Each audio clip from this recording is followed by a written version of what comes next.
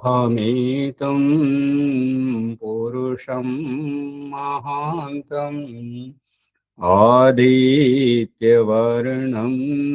తమసా పరస్తాత్ తమేవ విదిత్వా అతిమృత్యుమేతి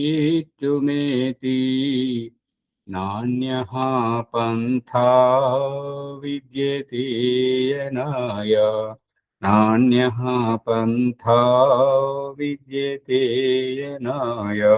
ఓం శాంతి శాంతి శాంతి. ఓం సత్యత ప్రకాశము అధ్యాత్మ సత్సంగానికి వచ్చేసినటువంటి వారందరికీ నమస్తే, స్వాగతం, సుస్వాగతం.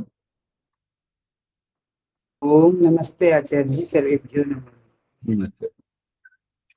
సూర్యప్రకాష్ గారు గాయత్రి మంత్రము గేయాన్ని పాడారు, కానీ ఒక్కసారి కూడా మీరు చూపెట్టలేదు అది ఎలాగనేది. తూ ఎవరు, తూనే హమే ఉత్పన్ని కైసే, దీని అనుభూతిని మీరెలా వ్యావహారికంగా చూస్తున్నారు, అది చెప్పొచ్చిన రోజు ఇది పాడడం వచ్చినట్టు. అంతేగాని ఎవరో రచించినటువంటిది బట్టి చదివితే దానివల్ల మనకేం ప్రయోజనం? అర్థమవుతుందా?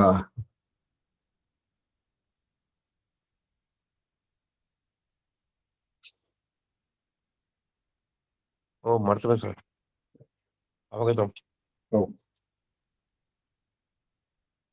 సత్యాట ప్రకాశము దశమ సముల్లాసము.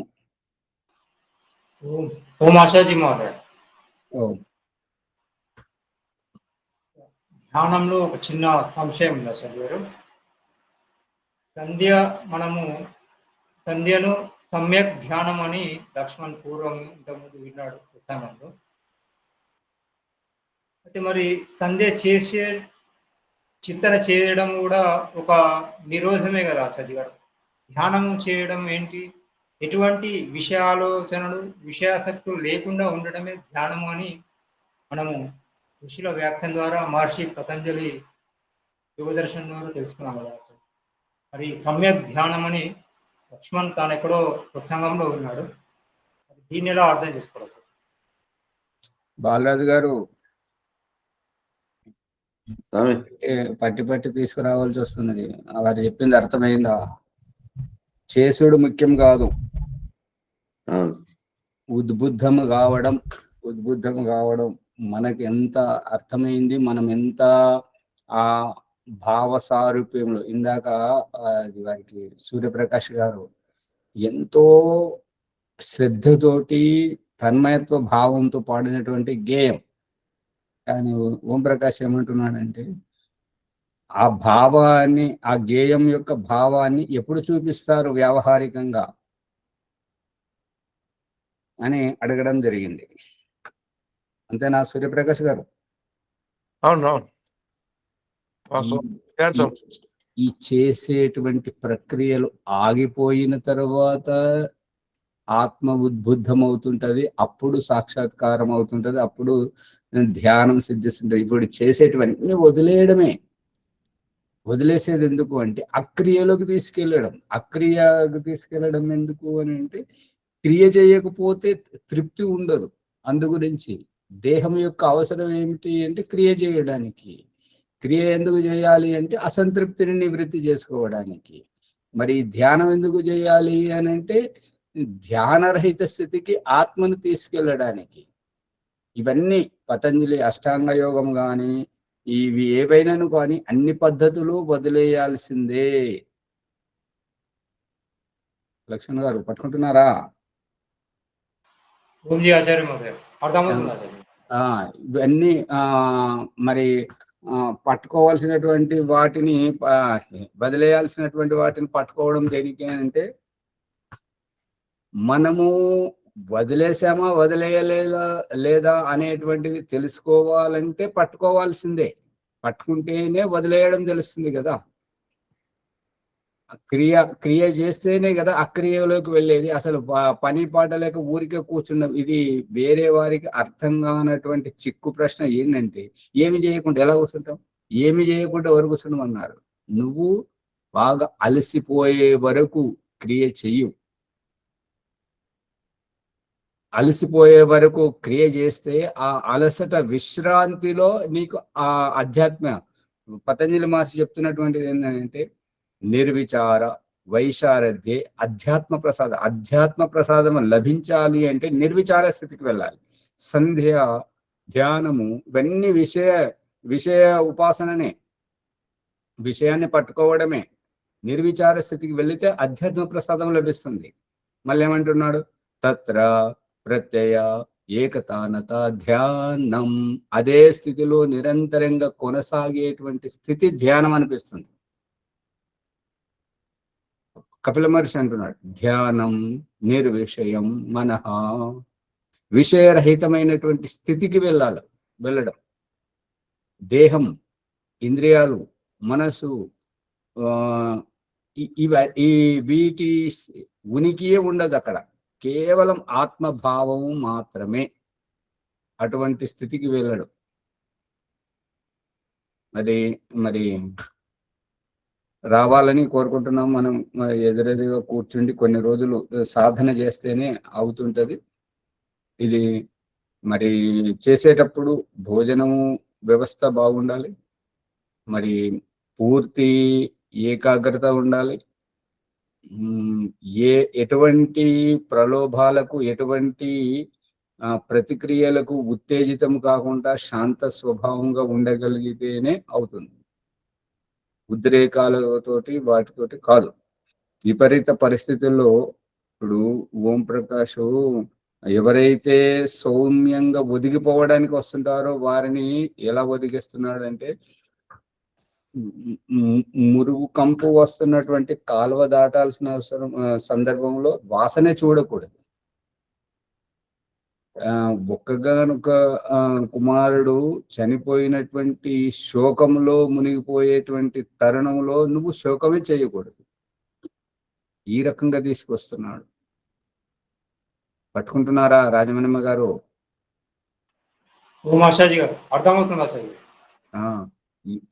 ఇది తరింపజేసేటువంటిది, భవసాగరాన్ని తరింపజేసేటువంటి స్థితికి మనం రావాలి. అందుకని అప్పుడు అవుతుంటది. ఇప్పుడైతే కేవలం మనకు ఈ పట్టుకునే స్థితియే సరిగా రావట్లేదు. ఏ పద్ధతిని పట్టుకోవాలి, ఎలా పట్టుకోవాలి, ముందు పట్టుకోవడం వస్తే తర్వాత వదిలేయడం వస్తుంది. ఇప్పుడు అన్నం తినడం యొక్క ఉద్దేశం ఏంటి? తినడం ఏంటంటే కొన్నిటిని పట్టుకోవాలి. మరి పట్టుకున్న వాటి సారాంశం ఏంటంటే పట్టుకొని మళ్ళీ వాటిని వదిలేయాలి. విసర్జన ఏంటిది? వదిలేయడమే. దేవుడు చూపిస్తున్నటువంటిది. నువ్వు పట్టుకో, నువ్వు ఉండాలి అంటే కొన్నింటిని నువ్వు పట్టుకోవాల్సిందే. ఇక నీవు పట్టుకున్నావనే స్థితిని నిన్ను నీవు గుర్తించాలంటే పట్టుకున్న వాటిని వదిలేయాలి, అంతే. శ్రీనివాసాచార్య గారు చాలా అర్థం చేసుకోవాల్సి ఉంటాయి. అందుకని పట్టుకోవడానికి చేతులు కావాలి, నోరు కావాలి, దేహం కావాలి. ఈ నిర్విచార స్థితి ఏంటంటే దేహాతీత స్థితి, ఇంద్రియాతీత స్థితి, దేహాతీత స్థితి, శుద్ధ ఆత్మభావాన్ని అనుభవింపజేయడం. ప్రభాకర్ గారు పట్టుకుంటున్నారా? వరలక్ష్మి గారు అదే.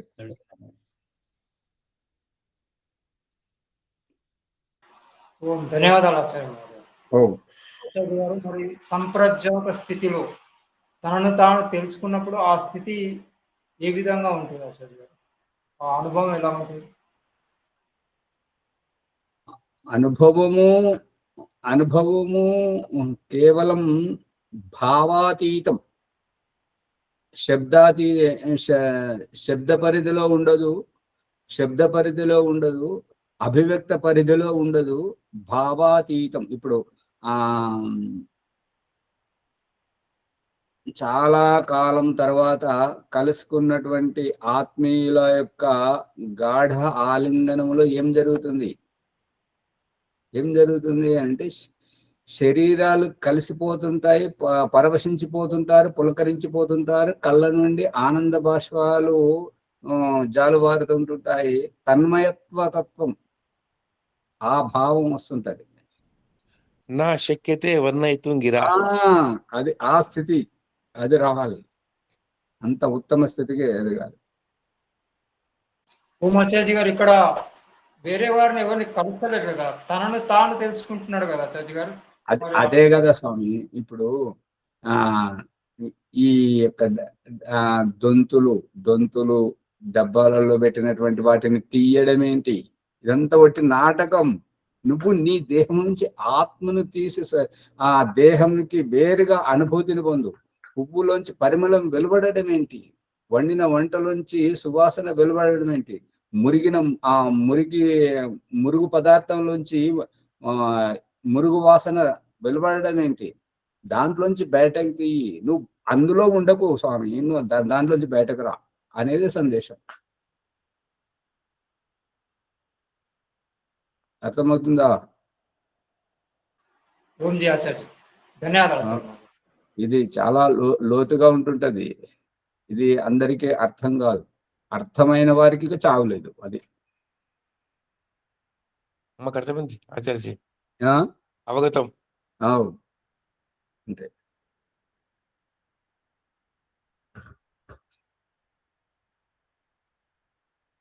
సత్యార ప్రకాశం దశమ సముల్లాసం 227వ పుటలో చూడండి.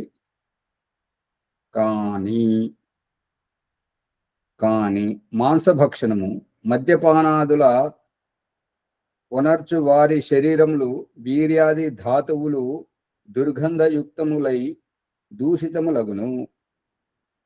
అట్టి వారి ఈ మాంసభక్షణము మద్యపానాదులు, మాంసం అంటే ఏంటిది? ఏదైతే హింస చేస్తామో ఆ పదార్థం అసలు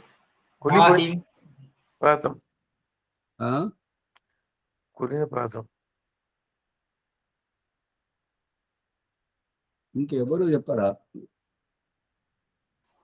మా హింసి అంటే హింస తగనిది అని.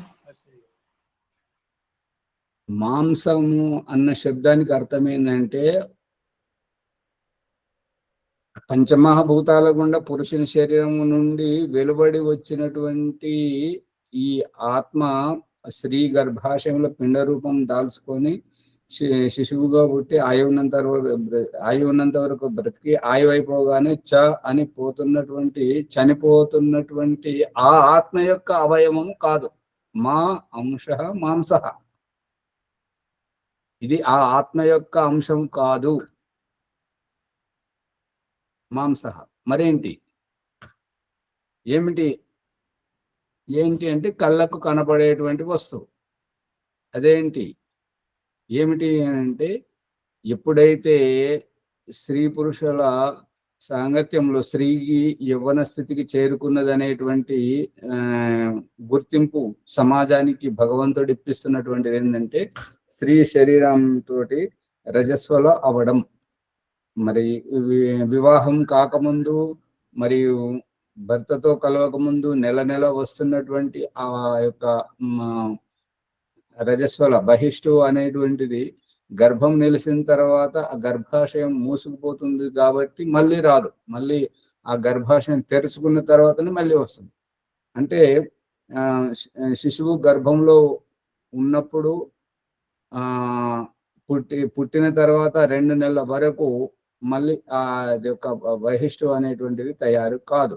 ఆ తయారైనటువంటిది ఇప్పుడు మనము ఇల్లు ఊడ్చి చెత్త ఎట్లయితే బయటపడేస్తుంటామో ఆ విధంగా అతిథి రాబోతున్నాడు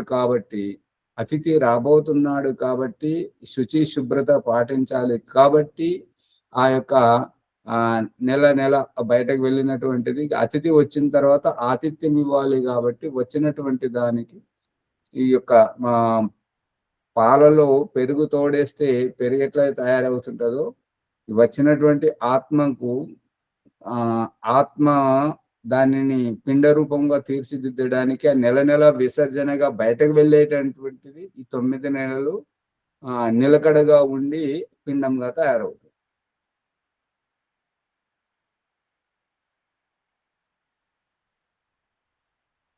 అంతేనా? ఇంకేమైనా ఉందా? ఆచార్య నమస్తే.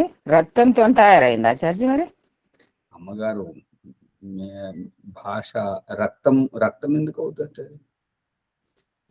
రక్తము, చీము రక్తము కలిసినటువంటిది. ఆ రక్తము చీము కలిసినప్పుడు చీములో ఒక రకమైన వాసన ఉంటది, రక్తంలో ఒక రకమైన వాసన ఉంటది. రెండు కలిసినప్పుడు నిలకడగా ఉండి ఆపి ఆపి విడుదల చేసినప్పుడు ఆగడం వల్ల కుళ్ళినటువంటి వాసన వస్తుంటుంటది. ఇది ఎవరికి వస్తుంటది అంటే ఎవరికి వస్తుంటది వాసన అంటే, ఎవరికైతే మలబద్ధకం ఉంటుందో, పొట్ట శుద్ధి ఉండదో, రక్తం సరిగా లేదో వారికే. ఎవరికైతే మంచి ఆరోగ్య నియమాలు పాటిస్తుంటారో, పొట్ట శుద్ధి ఉంటుంటుందో, అసలు వారికి వాసనే ఉండదు, బట్టల మీద మరకలు కూడా రావు. అది శుద్ధమైనటువంటిది. ఈ వాసన వచ్చేటువంటిది, ఈ ముద్దలు ముద్దలుగా వచ్చేటువంటిది, నొప్పి కలుగజేసేటువంటిది, ఇదంతా వారి యొక్క శారీరక వికారం, వారి ఆరోగ్యం సరిగా లేదనేటువంటి గుర్తింపు. ఇక ఎలక చచ్చిపోయిన దగ్గర అదే వాసన వస్తుంది. మాంసం కొట్టువాడు సరిగా శుభ్రత పాటించకపోతే అతని దగ్గర అదే వాసన వస్తుంది. ఊరు అవతల పశువులను పడేస్తే అదే ఏ వాసన అయితే వస్తుందో అదే వాసన వస్తుంది. అమ్మగారు, రక్తంలో కేవలం కౌసు వాసన మాత్రమే వస్తుంటది, కానీ ఈ మురుగు శవాల దగ్గర చీము, పుండు దగ్గర చీము పట్టినప్పుడు ఆ చీము, ఈ రక్తము, అవి రెండు కలిసి చెడిపోయినప్పుడు ఎటువంటి వాసన అయితే వస్తుంటుందో అటువంటి దుర్వాసన వస్తుంటది. ఈ పదార్థంతో తయారైనటువంటిది మాంసం.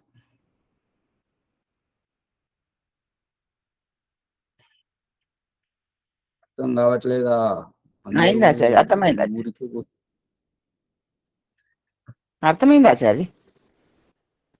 అవును. అందుకని అది తినే పదార్థం కాదు. అందుకనే చెప్తున్నాడు ఏంటంటే మాంస భక్షణము. మద్యం అంటే మద్యపానం కూడా. ఓం ప్రకాష్ ఒకానొక సందర్భంలో మురళీ బ్రహ్మచారి గారితో ఆబు పర్వతం అంటే గుజరాత్ కాదు, రాజస్థాన్ బార్డర్ లో ఉన్నటువంటిది మౌంట్ ఆబు.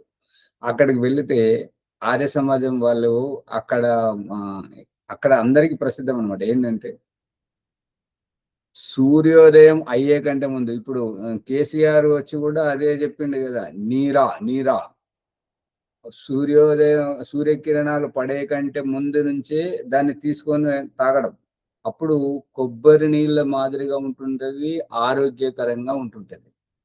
ఇక సూర్యకిరణాల ప్రభావం ఎట్లెట్లా పడుతుంటుందో అది తిరగబడుతుంటది కాబట్టి కుళ్ళిపోతుంటది. కుళ్ళిపోయినటువంటిదే కళ్ళు. అది చెట్టు మీదేమో కళ్ళు, కుళ్ళినటువంటి దాన్ని కళ్ళు అంటుంటారు. ఇక సారాయి దాన్ని ఏంటంటే అంగూరు పండ్లను, బెల్లమును, ఆ చెరుకును, దీన్ని ఏంటంటే మురుగబెడుతుంటారు. మురుగబెట్టి దాన్ని ఫిల్టర్ చేసి ఇక చెడిపోకుండా కెమికల్స్ కలిపి చేస్తుంటుంటారు. ఇది ఈ రకంగా జరుగుతుంది. అంటే ఎటుబెట్టి మురుగాల్సిందే. అందుకే ఈ తాగుడు మానిపించేది ఈ యొక్క ఆధ్యాత్మిక గురువులు వీళ్ళందరూ ఎందుకు తాగుడుకు బానిస కారు, తాగుడు ఎందుకు ఉన్నది అంటే, వీళ్ళు స్వచ్ఛమైనటువంటి ప్రకృతి పరమైనటువంటి పండ్లను తింటుంటారు కాబట్టి ఈ రుచి ఆ రుచిని రుచింపజేయదు.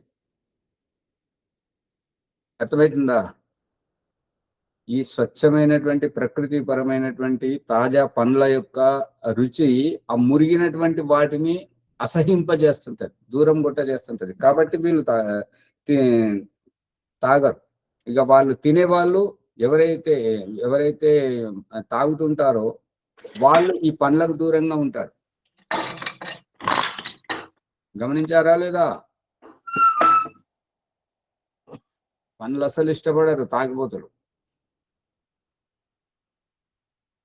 ఇష్టపడాలంటే ఎవరో ఒకరు ఇంకా పూర్తిగా వారికి ఆ మత్తు ఎక్కని వారే మాత్రమే అప్పుడప్పుడు తింటుంటారు. కానీ తిన్న వాళ్ళు దూరంగా ఉండడానికి ప్రయత్నం చేస్తారు. ఇది చూస్తున్నారా లేదా మీ చుట్టుపక్కల? గమనించాం ఆచార్య గారు.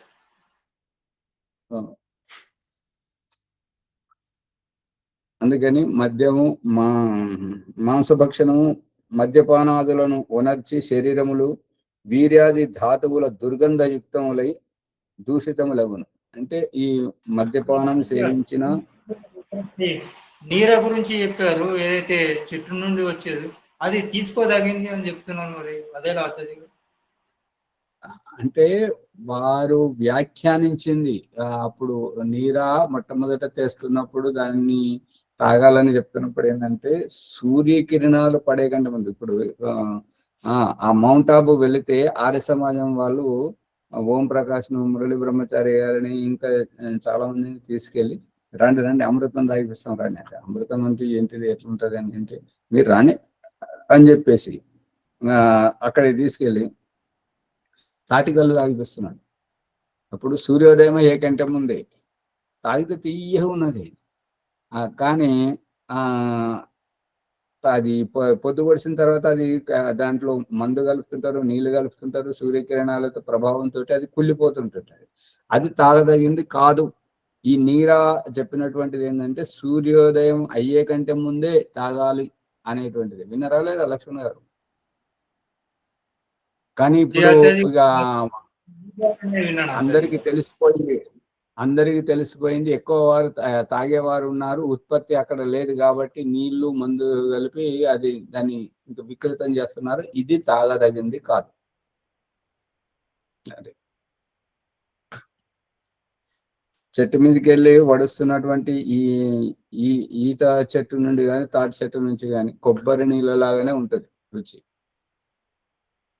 మా ఇంటికాడ ఉన్నప్పుడు అక్కడ తాటి చెట్లు ఉండేటువంటివి, వాళ్ళు తీసుకుపోతుంటే అవి గీస్తున్నప్పుడు పడుతుంటే తీయగా ఉండేటువంటివి. అదే మౌంట్ ఆబు పోయినప్పుడు వాళ్ళు తాగిపిస్తే అదే అనుభూతి కలిగింది.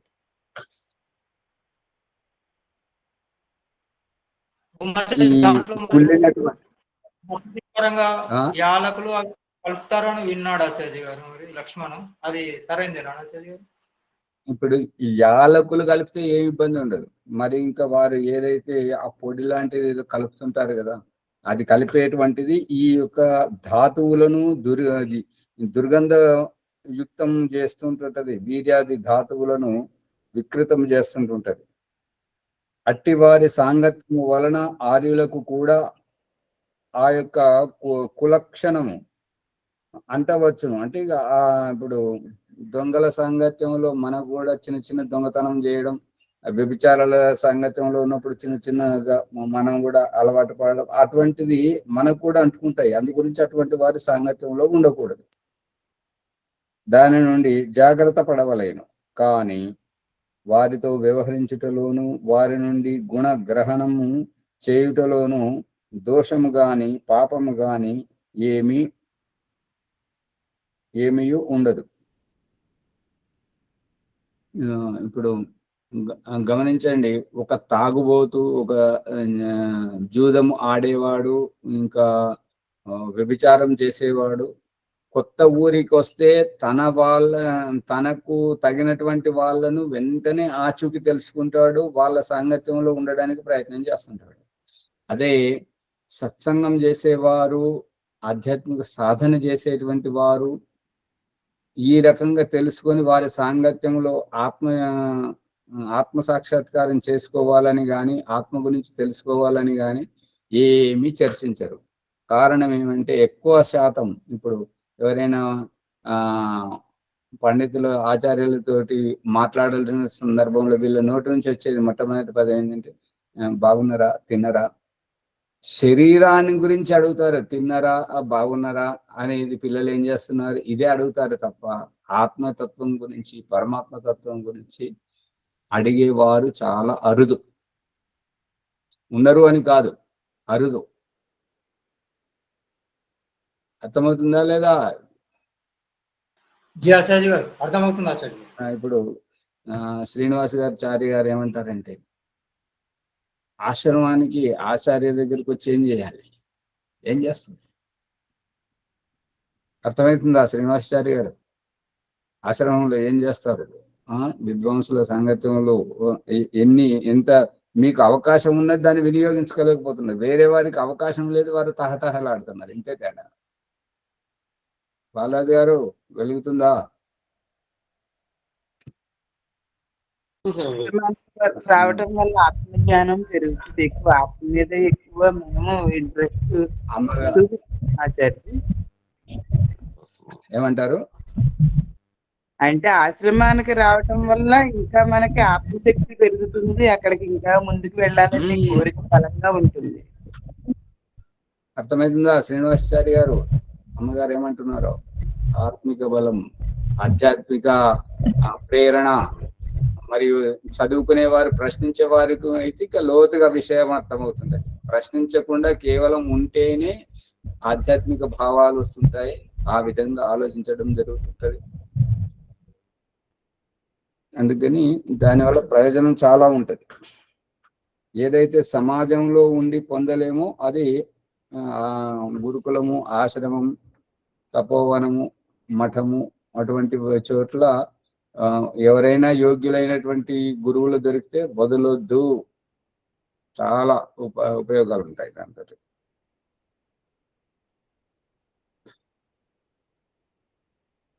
వారిలో గల మద్యపానాది దోషములను విడిచి గుణములను గ్రహించిన ఏమీ దోషం ఉండదు. వారిలో ఇప్పుడు పరిస్థితి ఏంటంటే, మన బంధువే కావచ్చు, మిత్రుడే కావచ్చు, వారిలో దోషాలు ఉన్నాయని చెప్పేసి వారిలో ఉన్నటువంటి మంచి గుణాలను కూడా వదిలేయాల్సి వస్తుంటది. అందుకని ఇక్కడ ఏమని చెప్తున్నాడంటే, వ్యవహరించుటలోను వారిలో నుండి మంచి గుణాలు ఏవైతే ఉన్నాయో వాటిని గ్రహించాలి, మంచి గుణాలను తీసుకోవాలి, మరియు దోషములు ఏవైతే ఉన్నాయో వాటిని వదిలేయాలి. పాపము కానీ ఏమీ ఇది గుణగ్రహణం చేయుటలోను మంచి గుణాలు స్వీకరించడం. వాళ్ళు వ్యభిచారులైతే మనకేంటి, వాళ్ళు దొంగలైతే మనకేంటి, వాళ్ళలో ఉన్న మంచిని మనం గ్రహించాలి. ఇప్పుడు గౌతమ బుద్ధుని జీవితంలోని ఘటన ఏంటంటే, గురువులు, లక్ష్మణ్ గారు చాలా జాగ్రత్తగా ఉన్నారు, గురువులు యోగ సాధన చేస్తుండేటప్పుడు శరీరం పట్ల మనకు ఆసక్తి తగ్గాలి, ఆత్మతత్వం పట్ల మనకు ఉత్సుకత పెరగాలి, కుతూహలం పెరగాలి, జిజ్ఞాస భావం ఇంకా పెరగాలి అనేటువంటి భావంతో సాధన చేసేటువంటి గురువులు ఏమంటారు అని అంటే, రోజుకు ఒక ముద్ద అన్నం తగ్గించాలి, తగ్గించి రోజు తగ్గిస్తూ ఆ గురువులు చెప్పడం, గౌతమ బుద్ధుడు చేయడం వల్ల పరిస్థితి ఎలా వచ్చిందంటే, ఒకరోజు మొత్తం ఒకే మెతుకు తిని ఉండాల్సినటువంటి పరిస్థితి. ఒకరోజు మొత్తం ఒకే మెతుకు తిని ఉండాల్సినటువంటి పరిస్థితి. చెప్పేవాళ్ళు చెప్తున్నారు, చేసేవాళ్ళు చేస్తున్నారు, కానీ జీర్ణ శక్తి జఠరాగ్ని అనేటువంటిది ఆ ఒక్క మెతుకు మీద ఎలా ఉండగలుగుతుంది? అది తనకు కావాల్సిన రసాన్నంతా గుంజేస్తుంది శరీరం నుంచి. అందు గురించి ఆ యొక్క గౌతమ బుద్ధుడు సాధన చేయడానికి అది ఒక నది దాటాల్సి వస్తుంటది. దాని పేరు నిరంజన నది. ఆ నిరంజన నది ఎంతవరకు పారుతుందంటే శీలమండల పైకి పారుతుంది. అంటే ఇంకా మోకాళ్ళ వరకు కూడా రాలేదు, శీలమండల పైకి పారుతుంది. అంటే అంత తక్కువ నీళ్లున్నాయి. ఇక ఒక్కొక్క మెతుకు తినేటువంటి స్థితిలో జీవిస్తున్నటువంటి గౌతమ బుద్ధుడు ఆ నిరంజన నది కూడా దాటలేకపోతున్నాడు. అంత బలహీన పడిపోయాడు.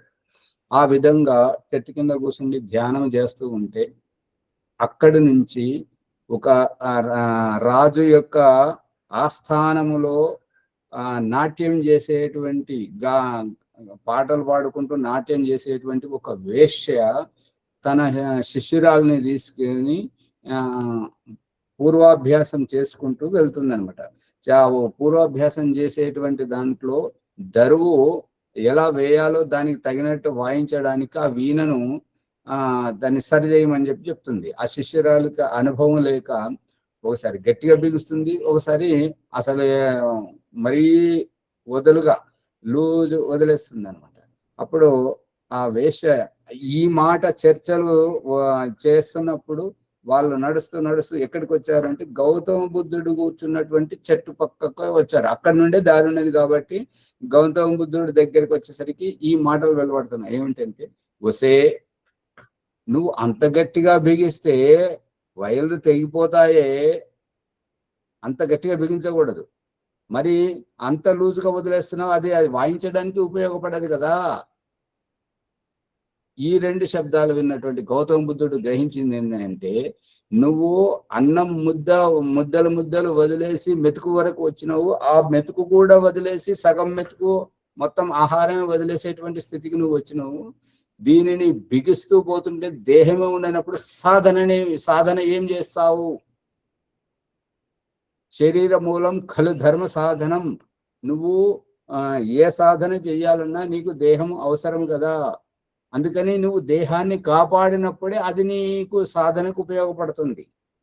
అలాగని చెప్పేసి నువ్వు తినడానికి తాగడానికి మొత్తం నీ జీవితాన్ని వ్యసనాలకు వదిలేస్తే అది ఎందుకు ఉపయోగపడదు? మరి వ్రతాలు చేస్తూ చేస్తూ శరీరాన్ని ఎండబెడితే అది ఎందుకు ఉపయోగపడదు? అందుకని మితాహారం, మితభుక్కు రితభుక్కు, ఈ యొక్క మితముగా తినాలి, హితముగా తినాలి. ఆయుర్వేదంలో చెప్పినటువంటిది ఏంటంటే, మనము ఎంత తిన్నా కూడా ఇంకొకరు పిలిస్తే మళ్ళీ ఇంకొక ముద్ద అన్నం తినేటట్టుగా అంత ఖాళీగా ఉంచుకోవాలి. ఎప్పుడూ బాగా మెక్కొద్దు. అప్పుడే వారికి పొట్ట రాదు, ఏ రోగాలు ఉండవు, మంచి శరీరం స్ఫూర్తిదాయకంగా ఉంటుంటుంది. ఇక బాగా కుక్కి అంటే లోపలికి బాగా మెక్కి తినేటువంటి వాళ్ళ పరిస్థితి ఏంటంటే, వారికి బుద్ధి పనిచేయదు. ఎందుకు పనిచేయదు అని అంటే, ఈ మెక్కినటువంటి దానిని అరిగించడానికి మస్తిష్కం నుండి బుద్ధి యొక్క సామర్థ్యం ఈ అరిగించడానికి ఇటు వస్తుంటది కాబట్టి ఆ మస్తిష్కం పనిచేయదు కాబట్టి నిద్ర వస్తుంటుంది. తిన్న తర్వాత నిద్ర, ఆ నిద్రకు కారణం ఇది. పట్టుకుంటున్నారా అమ్మగారు? జీ ఆచార్య గారు అర్థమవుతుందా? అర్థమవుతుంది ఆచార్య. అర్థమవుతుంది ఆచార్య. అందుకని ఎక్కువ తినొద్దు. మనం ఎంత తిన్నా ఇంకొకరెవరైనా మళ్ళీ పిలిస్తే ఇంకొక ముద్ద తినేటట్టుగా ఖాళీ ఉండాలి. అందుకని అప్పుడు ఇక గౌతమ బుద్ధుడు ఆ గురువులు ఎవరైతే చెప్పారో ఆ పాఠం విడిచిపెట్టి ఈ వేశ్య చెప్పిన పాఠాన్ని అనుసరించాడు. అంటే వాళ్ళ జీవితంలో వాళ్ళు ఎంత దుర్గుణంలో గల వాళ్ళైనా సరే వాళ్ళలో ఉన్నటువంటి సత్యమును మనం గ్రహించాలి, వాళ్ళలో ఉన్నటువంటి మంచిని మనం గ్రహించాలి. ఇది సారాంశం.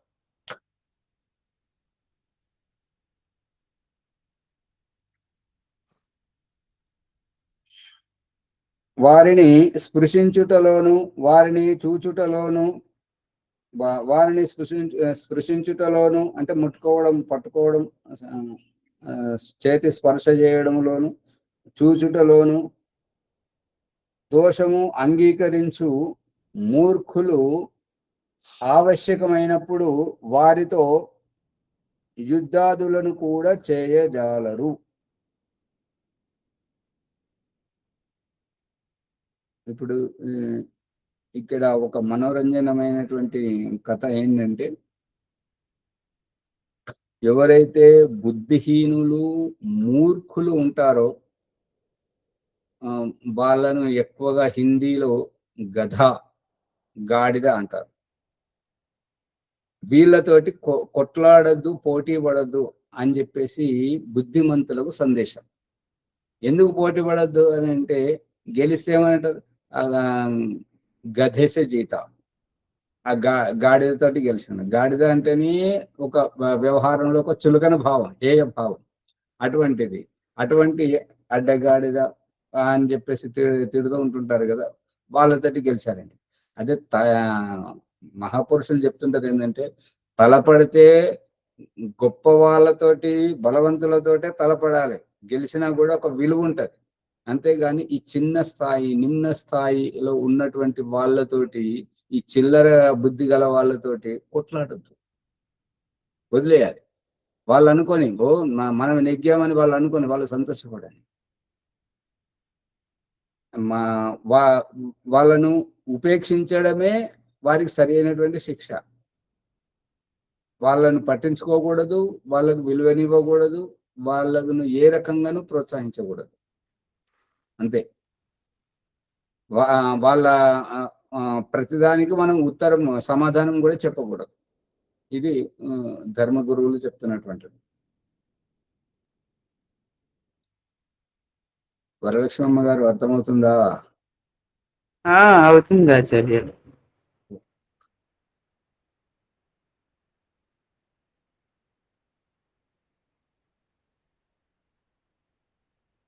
ఇక వారిని స్పృశించుటలో అంటే ముట్టుకోవడంలో, స్పర్శించడంలో, ఇప్పుడు కరోనా వచ్చి చెప్పింది ఏంటంటే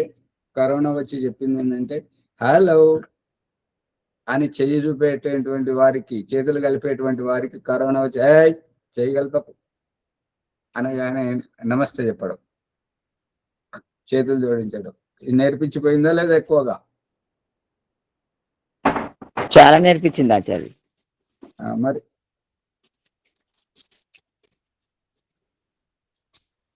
ఆ రకంగా స్పృశించుటలోను చూచుటలో దోషము అంగీకరించు అంటే వాళ్ళను ముట్టుకుంటేనే మనకేదో వస్తుందని, వాళ్ళని చూస్తేనే మనకేదో దోషం వస్తుందని అంగీకరించేటువంటి మూర్ఖులు ఆవశ్యకమైనప్పుడు అంటే వాళ్ళకు అవసరం పడ్డప్పుడు వారితో, ఆ యొక్క అంటురోగం ఉన్నటువంటి వాళ్ళతో, వ్యభిచారం చేసేటువంటి వాళ్ళతో, అబద్ధాలు ఆడేటువంటి దోషాలతో ఉన్నటువంటి వాళ్ళతో యుద్ధాదులను కూడా చేయజాలరు.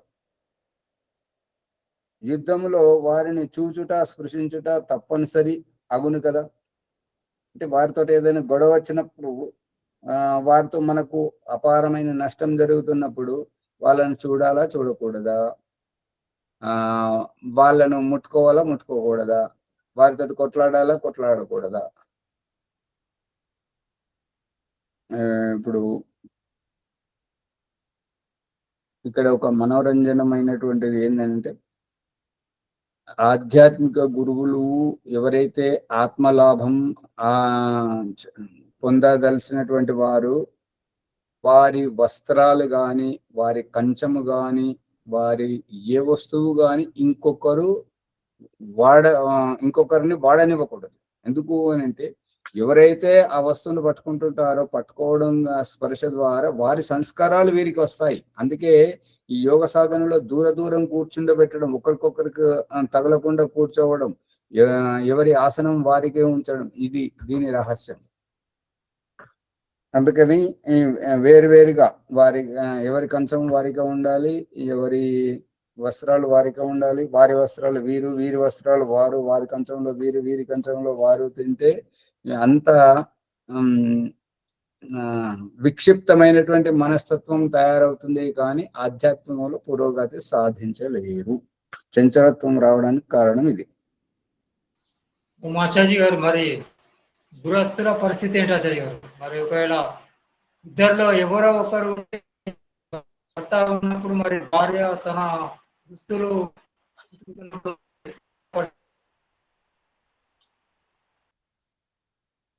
మీ ఫోన్ సరిగా పనిచేస్తలేదు, చూడండి.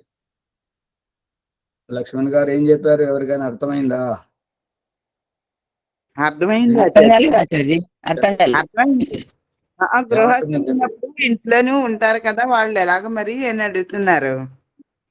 ఆ ప్రకరణం వస్తున్నది. ఈ భక్ష అభక్ష ప్రకరణంలో దయానంద సరస్వతి చెప్తుంటాడు ఏంటంటే,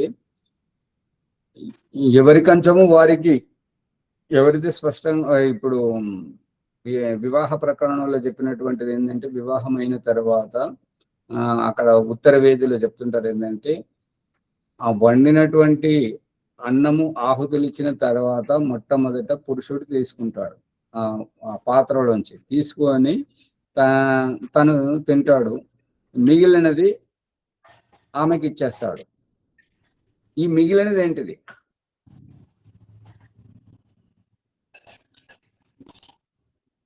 ఎవ్వరు చెప్పరు. వీరి గృహస్థులంట, వీరికి అంటే ఏం చెప్తున్నారు? మిగిలినది ఏంటిది? సమాజంలో ఉన్నటువంటి అజ్ఞానం ఏంటంటే, వారు తిన్నటువంటి ఎంగిలి కంచంలో ఉన్నది ఆమెకి ఇస్తారు, ఆమె తింటుంటారు. శాస్త్రంలో ఉన్నది ఏంటంటే, వండిన పాత్రలో ముందు పురుషుడు కొంత తీసుకుని ఉన్న తర్వాత మిగిలినది ఆమెకి ఇస్తాడు. ఆ రకంగా తీసుకోవాలని చెప్పేసి శాస్త్రంలో ఉన్నది. కానీ సమాజంలో మాత్రం అతడి ఎంగిలి ఇవ్వడం, కావాలని వాడికి ఆకలి ఉన్నా కూడా ఈమెకి విడిచిపెట్టాలి కదా, ముద్ద విడిచిపెట్టాలి కదా అని చెప్పేసి ఆమెకి ఇస్తుంటారు. ఆ ఎంగిలి తింటారు. అది తినకూడదు. దానివల్ల వారి శరీరంలో ఉన్నటువంటి రోగాలు, ఆ సంస్కారాలు వీరికి వస్తుంటాయి. అర్థమవుతుందా లక్ష్మణ్ గారు? ఇద్దరు భార్యాభర్తలు కలిసి భుజించినట్టయితే ఆచార్య గారు మరి అప్పుడు ఇప్పుడు వారు ముస్లింలు భోంచేస్తారు చూడండి, వాళ్ళు ఎందుకు పోతాయి ఏంటంటే ఒకటే రొట్టెలు ఒక్క దాంట్లో పెట్టుకుంటారు, కూరగాయ ఒక్క దాంట్లో పెట్టుకుంటుంటారు, చుట్టూ కూర్చుండి తింటుంటారు. అర్థమవుతుంది? అది వైదికం కాదు. అది ఒక రకంగా పశువులకు మేత వేసినట్టుగా అవుతుంటది. అందుకని ఒకే కంచంలో తినాలని, ఒకరు తినగా వదిలిపెట్టింది ఇంకొకరు తినాలని, ఈ ఎంగిలి తినాలని వైదికంలో లేదు. అది భూమాచారి గారు, అది కాదు ప్రశ్న. ఏంటంటే ఇద్దరు కలిసి వేరు వేరు కంచంలో భుజించవచ్చా? భార్యాభర్తలు ఇద్దరు కలిసి భుజించవచ్చా ఆచార్య? అవును, మరి తినద్దు. తినాలా? వారి కంచంలో వారు పెట్టుకునేది వారు తింటుంటారు, మీ కంచంలో మీరు పెట్టుకునేది మీరు తింటుంటారు. దీంట్లో సంబంధం ఏమున్నది? ఎవరిది వారు కదా. ఇప్పుడు మీ కంచం నుంచి వారు తీసుకొని తినడం, వారి కంచం నుంచి మీరు తీసుకొని తింటే అక్కడ దోషం వస్తుంది. కానీ ఎవరి కంచంలో వారు వడ్డించుకొని తింటుంటే దాంట్లో ఏం దోషం ఉన్నది? వరలక్ష్మి గారు, అర్థమైందా? అంటే మన ఖర్చు మనం వేరుపాటిగా పెట్టుకోవాలి ఈ గ్లాసు ఆచార్య. అది ఇది ఆధ్యాత్మ సాధన చేసేటువంటి వారు, వారికి ఇది సందేశం. అంతేగాని మరి ఇంట్లో అందరితోటి వారి బట్టలు వీరు, వీరి బట్టలు వారు. ఈ సందర్భంలో ఒక అత్యంత మనోరంజనమైనటువంటి కథ ఫేస్బుక్ లో వచ్చింది. అంటే ఒక భార్య షాపింగ్ వెళ్ళి బజార్కి వెళ్ళి భర్త ఏమన్నాడంటే, నాకు ఈ యొక్క చెడ్డీలు అండర్వేర్ తీసుకురమ్మని అంటే దాదాపుగా 5-6 తీసుకొచ్చింది ఒకేసారి, ఒకే రంగులో ఉన్నది తీసుకొచ్చింది. భర్త ఏమంటున్నాడంటే, ఏంటి నీకు ఇంకో రంగే దొరకలేదా అని అంటే, నాకు ఇవి మంచిగా అనిపించింది తీసుకొచ్చాను, నీకు కూడా నచ్చుతుంది కదా అంటే, ఒకే రంగుగా ఉంటే వేరే వాళ్ళు అంటారే ఇతను ఈడోడు అదే వేసుకొని ఉంటున్నాడు అని అంటాడంటే, అవునా, నీ అండర్వేర్ ఎవరు చూస్తారు, నువ్వు ఎవరిని చూపిస్తుంటావు అంటే, అది కూడా చూసేవారు ఉంటారా, అది చూపించడానికి నువ్వు బయటకు పోతావా? ఎన్ని ప్రశ్నలు చూడండి. అర్థమవుతుందా? అంటే భార్య ఎక్కడ గురి పెట్టింది, భర్త ఎక్కడ ఆత్మరక్షణ చేసుకుంటున్నాడు. అర్థమైందా? అర్థమైంది ఆచార్య. అది రహస్యం. ఆమెను ఇతను పట్టుకోలేదు.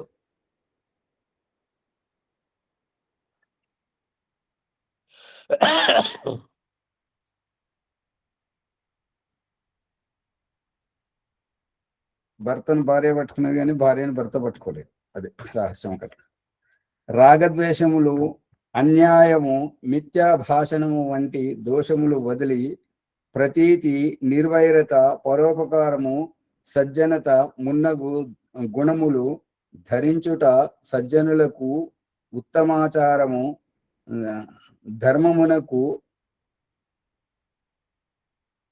మన ఆత్మలోను కర్మలతోనూ సంబంధమున్నదని గుర్తింపవలెను. ఇక్కడ ఏంటంటే రాగద్వేషములు, అన్యాయము, మిథ్యా భాషణము వంటి దోషములు వదిలి ప్రతీతి అంటే ఏంటంటే, ప్రతీతి అంటే అవగాహనను ప్రతీతి అంటారు. నిర్వైరత అంటే వైరము లేకుండా ఉండడం. ప్రీతిపూర్వకంగా.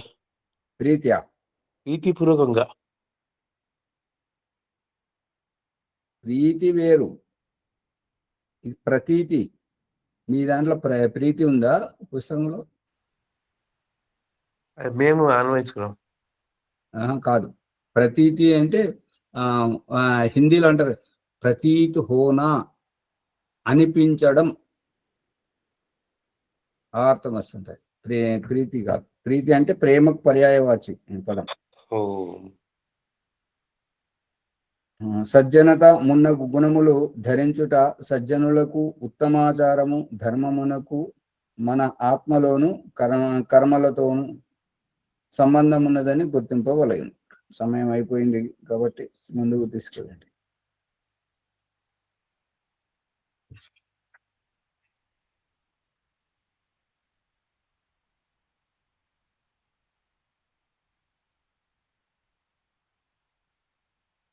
సరే, కూర్చుంటా అంటే కూర్చోండి. మనం మంచి పనులు చేయవారం అగుదుమేని దేశ దేశాంతరములకు ద్వీప ద్వీపాంతరములకు పోవుటలో ఎట్టి దోషము గలదు. మనం మంచి వారమై మంచి పనులు చేస్తూ ఉంటే దేశాంతరము ద్వీపాంతరము పోవుటలో ఏం దోషం కలుగుతుంది? కంది కృష్ణమూర్తి గారు మైక్ బంద్ చేయండి.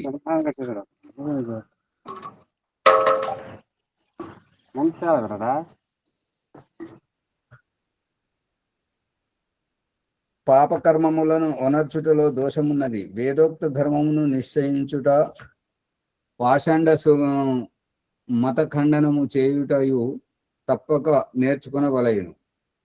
అందువలన ఎవరు మనలను మిథ్యా వ్యవహారులుగా నిశ్చయింపజాలరు. అంటే మనం తప్పును ఖండిస్తే, బాలాజీ గారు అర్థమవుతుందా లేదా, తప్పును తప్పుగా హెచ్చరిస్తే దానివల్ల ఎవరు మనలను మిథ్యావాదులు, అబద్ధమాడేవారు అనిగా నిశ్చయింపజాలరు. అంటే స్పష్టంగా ఉంటారు, సూటిగా మాట్లాడతారని నిశ్చయించుకుంటారు. ఇది ఇక్కడి సందేశం.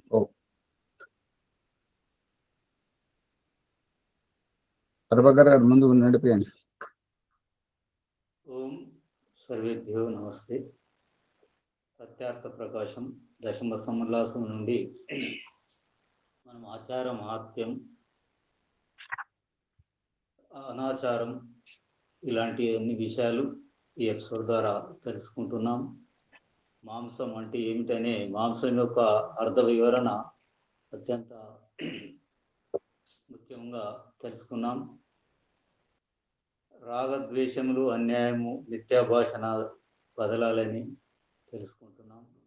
మంచి గుణాలు గ్రహించి ఉత్తములుగా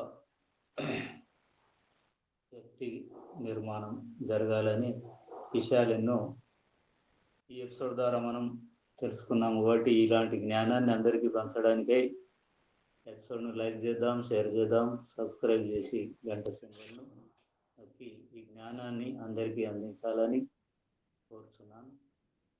ఈ విషయాలన్నీ అందించిన ఆచార్య గారికి ధన్యవాదములు. ఇంకేమైనా సందేహాలుంటే 1-2 సార్లు ఎపిసోడ్ని విని కామెంట్ బాక్స్లో ప్రశ్న రూపంలో సందేహ నివృత్తి చేసుకోవాలని కోరుచున్నాను. ఈరోజు వైదిక సంధ్య బ్రహ్మ సాక్షాత్కారం 2వ బ్యాచ్లో ఎవరున్నారో చేయించాలి.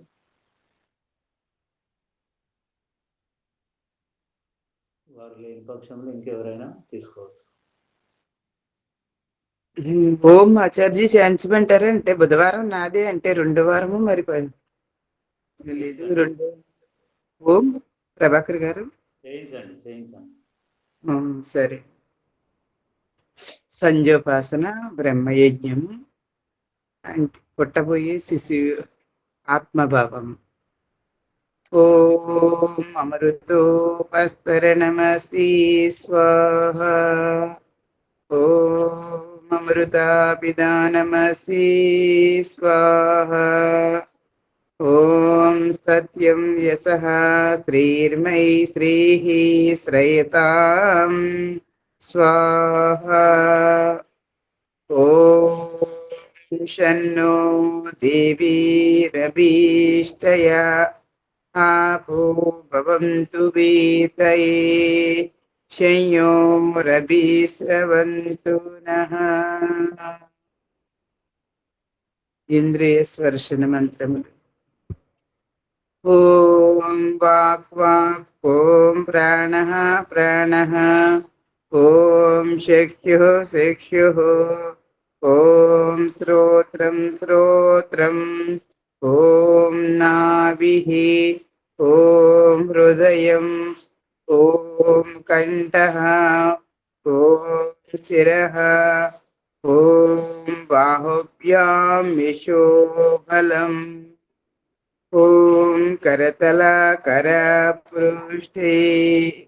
ఓం భూః పునాతు శిరసి, ఓం భువః పునాతు నేత్రయోః, ఓం స్వః పునాతు కంఠే, ఓం మహాపునాతు హృదయే ఓం జనః పునాతు నాభ్యాం ఓం తపః పునాతు పాదయోః ఓం సత్యం పునాతు పునః శిరసి ఓం కం బ్రహ్మ పునాతు సర్వత్రః ఓం భూః ఓం భువః ఓం స్వః ఓం మహః ఓం జనః ఓం తపః ఓం సత్యం. ప్రాణాయామ మంత్రాలు పూర్తి చేసుకున్నాము. అగవర్షణ మంత్రాలు. ఓం ఋతం చ సత్యం సాభిద్ధా తపసోధ్యజాయిత తతో రాత్రియజాయిత తతః సముద్రో అర్ణవః సముద్రాదర్ణవాదదీ సంవత్సరో అజాయత అహోరాత్రాణి విదదద్విశ్వస్య మిషతో వసి సూర్యాచంద్రమసౌ ధాతా యథా పూర్వమకల్పయతు దివిం చ పృథివీం చాంతరిక్షమదో స్వః. ఓం శన్నో దేవీరభీష్టయా ఆపో భవంతు పీతయే శయోరభిస్రవంతు నః. మనసా పరిక్రమ మంత్రం. ఓం ప్రాసీది గగ్నీరధిపతిరషితో రక్షితాదిచ్చాయిషవః దేభ్యో నమో దీపతిభ్యో నమో రక్షితృభ్యో నమః ఋషిభ్యో నమయేభ్యో అస్తు యోస్మాన్ ద్వేష్టియం వయం దిస్వస్తంభోజంబే దద్మః దక్షిణాదిగింద్రోధిపతిః స్థిరచ్చీరాజీ రక్షితాపితరశవః దేభ్యో నమో దీపదేభ్యో నమో రక్షితృభ్యో నమః ఋషిభ్యో నమయేభ్యో అస్తు యోస్మాన్ ద్వేష్టియం వయం దిస్మస్తంభోజంబే దద్మః ప్రదీచీదిక్వరిణోది అధిపతిః ప్రదాకూ రక్షితాన్నమిషవః తేభ్యో నమో దీపదేభ్యో నమో రక్షితృభ్యో నమః ఋషిభ్యో నమయేభ్యో అస్తు యోస్మాన్ ద్వేష్టియం వయం దిస్మస్తంభోజంబే దద్మః బుదీచీదిక్ సోమోది అధిపతిః స్వజో రక్షితాసు నిర్షవః తేభ్యో నమో దీపదేభ్యో నమో రక్షితృభ్యో నమః ఋషిభ్యో నమః ఏభ్యో అస్తు యోస్మాన్ ద్వేష్టియం వయం దిస్మస్తంభోజంబే దద్మః ధ్రువాదిగిష్ణురధిపతిః కల్మాషగ్రీవో రక్షితా వీరుదైషవః తేభ్యో నమో దీపతిభ్యో నమో రక్షితృభ్యో నమః ఋషిభ్యో నమయేభ్యో అస్తు యోస్మాన్ ద్వేష్టియం వయం దిస్వస్తంభోజంబే దద్మః ఊర్ధ్వాదిక్ బృహస్పతిరధిపతిః